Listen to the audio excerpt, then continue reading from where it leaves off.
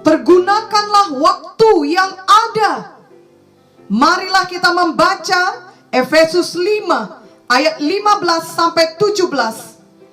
Karena itu, perhatikanlah dengan seksama bagaimana kamu hidup. Janganlah seperti orang bebal, tetapi seperti orang arif. Dan pergunakanlah waktu yang ada, karena hari-hari ini adalah jahat.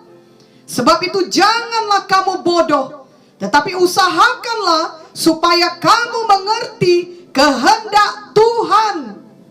Semua manusia memiliki waktu yang terbatas selama ia hidup di dunia ini. Bagaimana kita memakai waktu kita selama kita di dunia adalah pilihan kita masing-masing. Firman Tuhan dalam Efesus 5 di atas mengajari kita untuk mempergunakan waktu yang ada dengan hidup seperti orang arif yang mengerti kehendak Tuhan. Ibrani 9 ayat 27 berkata, dan sama seperti manusia ditetapkan untuk mati hanya satu kali saja, dan sesudah itu dihakimi. Jadi bagaimana kita hidup di dunia ini akan mempengaruhi hidup kita kelak dalam kekekalan. Karena kita akan dihakimi sesuai dengan pilihan-pilihan yang kita buat selama kita di dunia ini. Marilah kita memilih untuk senantiasa hidup di dalam kehendak Tuhan, seturut dengan firman Tuhan.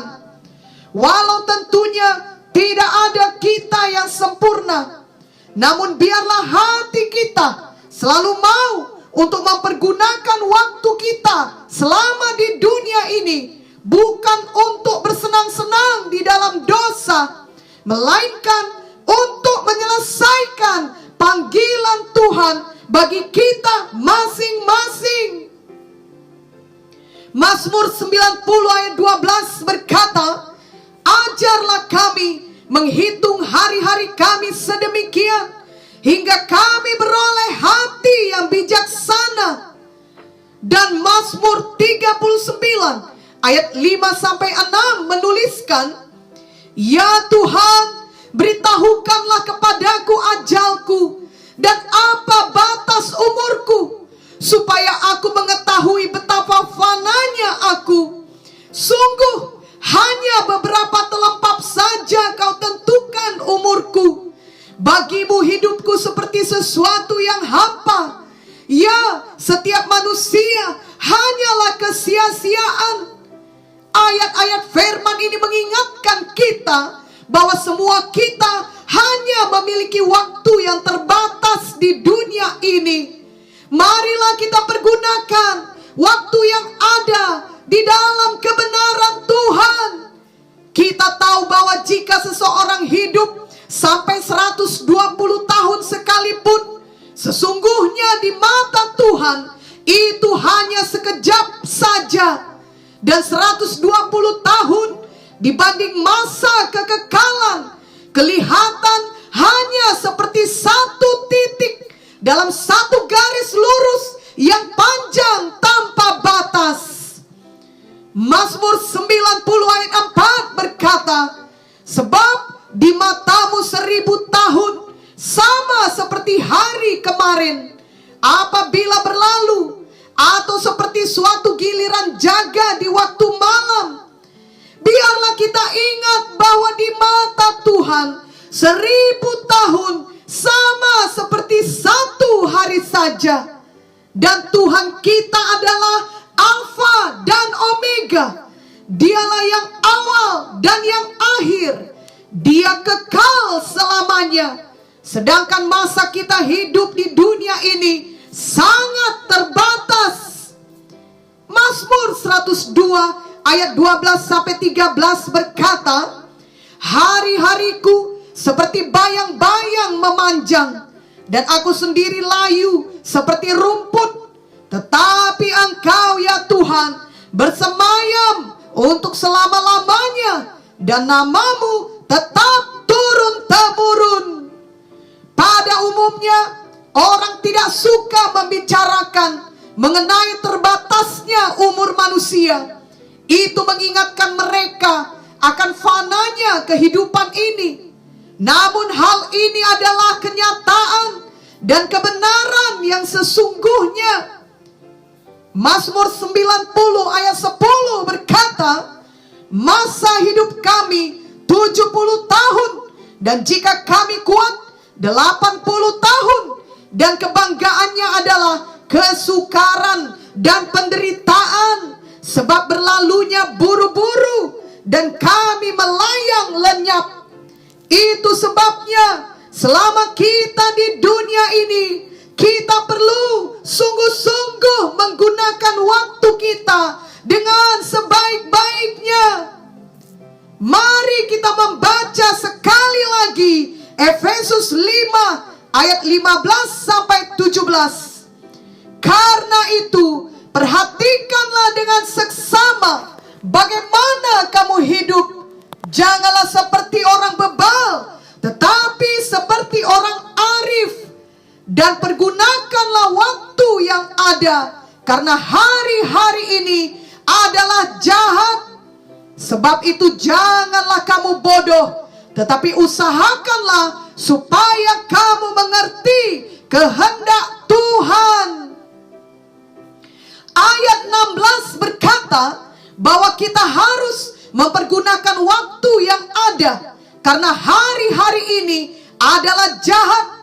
Selama kita hidup di dunia ini, kita harus menyadari bahwa ada roh jahat yang bekerja di dunia ini.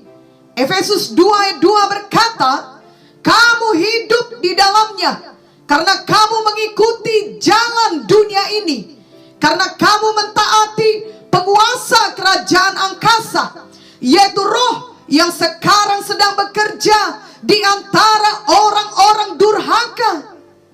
Namun sebagai anak-anak Tuhan, kita tidak perlu lagi tunduk di bawah kuasa iblis. Bukan berarti kita tidak mengalami penderitaan. Justru sebagai anak Tuhan yang sejati, kita tidak lepas dari penderitaan. Namun penderitaan yang kita alami bukan karena kita ditindas oleh kuasa setan, atau karena kutuk dosa, atau karena kejahatan kita, melainkan karena kita mengikut Tuhan, karena kita memberitakan firman Tuhan, dan karena kita hidup dalam kebenaran dan kekudusan.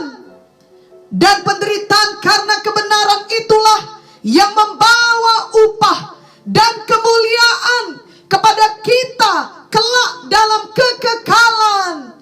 Ingatlah 2 Korintus 4 ayat 17 yang berkata, sebab penderitaan ringan yang sekarang ini mengerjakan bagi kami kemuliaan kekal yang melebihi segala-galanya, jauh lebih besar daripada penderitaan kami. Jadi marilah kita pakai waktu kita dengan bijaksana. Kita ingat Tuhan Yesus ketika ia hidup di dunia ini, ia hanya hidup 33 tahun. Namun ia menyelesaikan tugasnya dalam waktunya yang singkat di dunia ini. Kita tahu dari Alkitab bahwa Tuhan Yesus banyak mengajarkan firman, menyembuhkan orang sakit, mengusir setan, bahkan membangkitkan orang mati.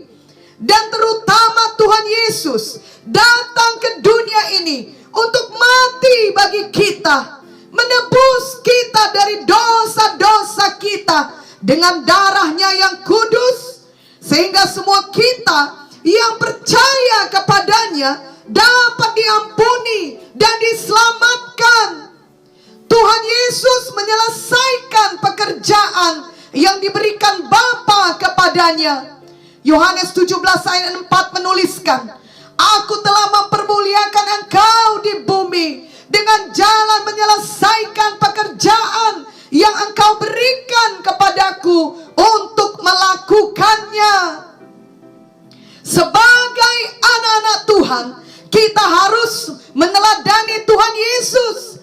Masing-masing kita juga telah diberikan tugas selama kita hidup di dunia ini. Ada panggilan Tuhan, ada maksud dan rencana Tuhan bagi kita. Dan Tuhan telah memperlengkapi kita masing-masing dengan talenta dan karunia untuk mengerjakan maksud Tuhan tersebut.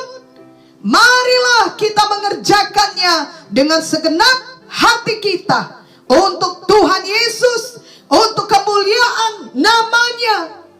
Yohanes 9 ayat 4 berkata, kita harus mengerjakan pekerjaan Dia yang mengutus aku selama masih siang. Akan datang malam di mana tidak ada seorang pun yang dapat bekerja.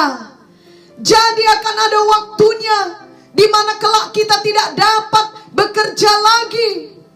Tuhan Yesus memakai hari-harinya di dunia ini dengan benar. Ia menyelesaikan tugas dari Bapanya, dan Ia tidak menahankan apapun demi keselamatan umat manusia. Tuhan Yesus memberikan nyawanya, memberikan segalanya untuk kita. Biarlah kita juga mau memberikan seluruh hidup kita kepada Tuhan. Mari kita biasakan untuk patuh kepada firman Tuhan tiap-tiap hari. Karena itu adalah salah satu cara kita mempergunakan dengan baik waktu kita yang ada setiap harinya untuk Tuhan. Ketika Tuhan berbicara kepada kita melalui firman-Nya, janganlah menahankan apapun, tetapi marilah segera mematuhinya. Kita ingat kisah Abraham dalam Kejadian 22 ayat 1 sampai 2. Setelah semuanya itu, Allah mencoba Abraham. Ia berfirman kepadanya, Abraham. Lalu sahutnya, ya Tuhan. Firman-Nya, ambillah anakmu yang tunggal itu, yang engkau kasihi, yakni Ishak. Pergilah ke tanah Moriah dan persembahkanlah dia di sana sebagai korban bakaran pada salah satu gunung yang akan kukatakan kepadamu. Abraham mematuhi Tuhan. Walaupun Ishak adalah anak yang sudah lama ia nantikan, ia sangat mengasihi Ishak. Namun Abraham mengasihi Tuhan lebih dari segalanya. Mengasihi Tuhan juga dinyatakan dengan mematuhi Tuhan. Keesokan harinya Abraham pergi dengan Ishak dengan membawa kayu. Ia mendirikan mezbah, mengikat Ishak, lalu mengambil pisau. Namun kemudian Tuhan memberikan seekor domba jantan sebagai ganti Ishak. Apakah ada Ishak di dalam hidup kita yang perlu kita relakan untuk mengerjakan kehendak Tuhan? Kemudian Kejadian 22 ayat 12 menuliskan, lalu ia berfirman, jangan bunuh anak itu, dan jangan kau apa-apakan dia, sebab telah ku ketahui sekarang bahwa engkau takut akan Allah, dan engkau tidak segan-segan untuk menyerahkan anakmu yang tunggal kepadaku. Jadi Tuhan tahu hati kita, sebagaimana Ia tahu hati Abraham. Kiranya Tuhan menemukan hati kita tidak terikat oleh Ishak apapun di dunia ini. Biarlah Tuhan menemukan hati kita, mempercayainya sepenuhnya, dan mau mematuhinya berapapun harganya, sebab kita mengasihinya dengan segenap hati kita. Ketika Tuhan memanggil Saulus yang kemudian menjadi Paulus, firman Tuhan kepadanya dalam Kisah Para Rasul 9 ayat 16 adalah, aku sendiri akan menunjukkan kepadanya betapa banyak penderitaan yang harus ia tanggung oleh karena namaku. Dan Paulus sungguh-sungguh menyambut panggilan Tuhan semasa sisa hidupnya. Ia mempergunakan sisa waktu yang ada selama ia hidup di dunia ini dengan mengerjakan kehendak Tuhan. Walau untuk itu ia harus mengalami banyak penderitaan. Kita dapat membaca beberapa di antaranya dalam 2 Korintus 11 ayat 23 sampai 27. Apakah mereka pelayan Kristus? Aku berkata seperti orang gila. Aku lebih lagi. Aku lebih banyak berjerih lelah. Lebih sering di dalam penjara. Didera di luar batas. Kerap kali dalam bahaya maut. 5 kali aku disesah orang Yahudi. Setiap kali 40 kurang 1 pukulan. 3 kali aku didera. 1 kali aku dilempari dengan batu. 3 kali mengalami karam kapal. Sehari semalam aku terkatung-katung di tengah laut. Dalam perjalananku, aku sering diancam bahaya banjir dan bahaya penyamun. Bahaya dari pihak orang-orang Yahudi dan dari pihak orang-orang bukan Yahudi. Bahaya di kota, bahaya di padang gurun, bahaya di tengah laut, dan bahaya dari pihak saudara-saudara palsu. Aku banyak berjerih lelah dan bekerja berat. Kerap kali aku tidak tidur. Aku lapar dan dahaga. Kerap kali aku berpuasa, kedinginan dan tanpa pakaian. Dari firman Tuhan kita mengetahui bahwa Paulus menyelesaikan tugas dari Tuhan selama ia di dunia ini. Dalam 2 Timotius 4 ayat 7 sampai 8 dituliskan, aku telah mengakhiri pertandingan yang baik. Aku telah mencapai garis akhir dan aku telah memelihara iman.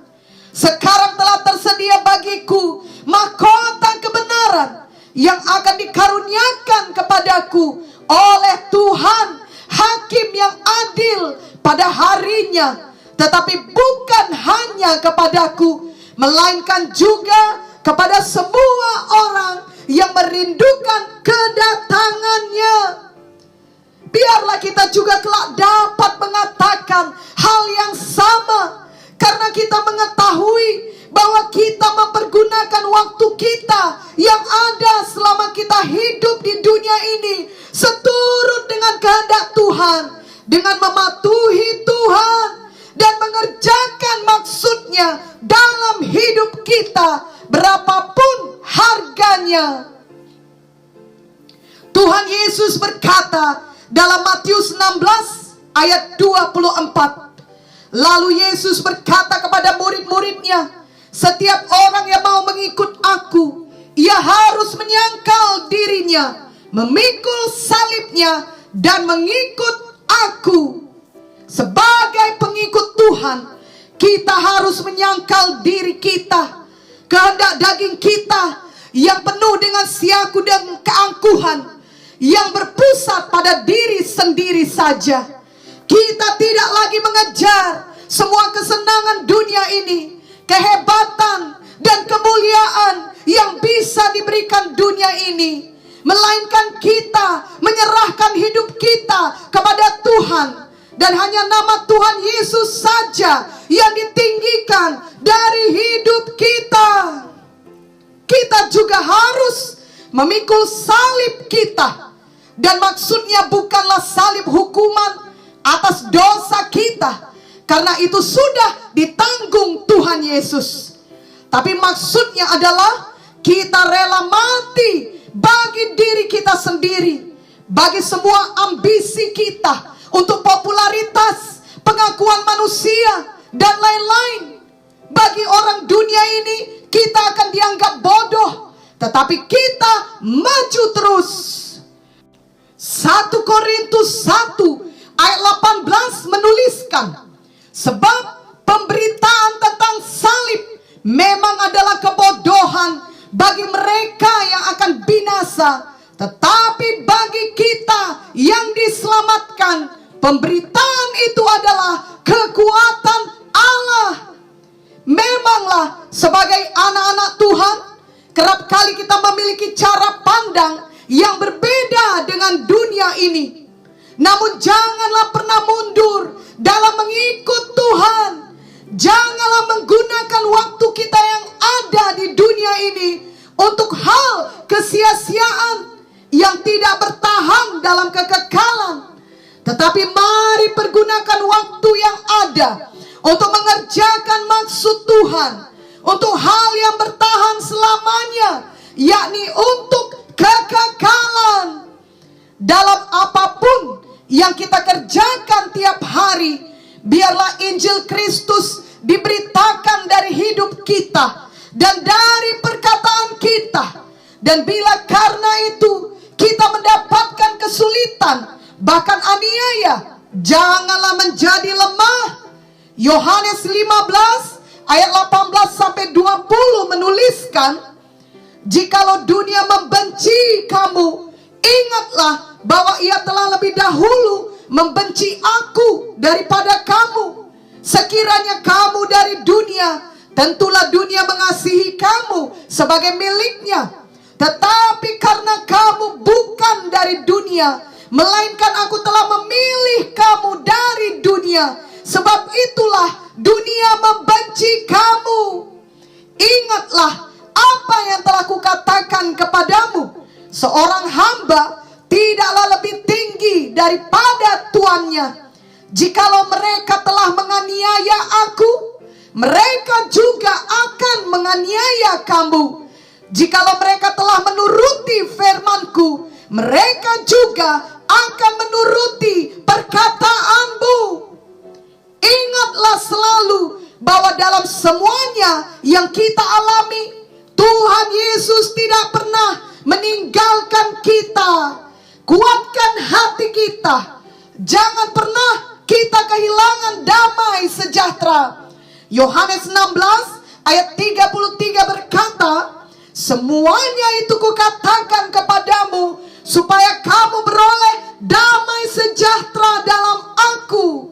Dalam dunia kamu menderita penganiayaan, tetapi kuatkanlah hatimu, aku telah mengalahkan dunia. Tuhan yang menyertai kita adalah lebih besar daripada segala aniaya di dalam dunia ini, sehingga kita dapat selalu kuat dan menang menghadapi semuanya. Itulah sebabnya Roh Kudus telah diberikan Bapa kepada kita anak-anaknya untuk memimpin kita setiap hari di dalam firman-Nya. Maka kita dapat mempergunakan waktu yang ada sebagai orang arif yang mengerti kehendak Tuhan. Amin.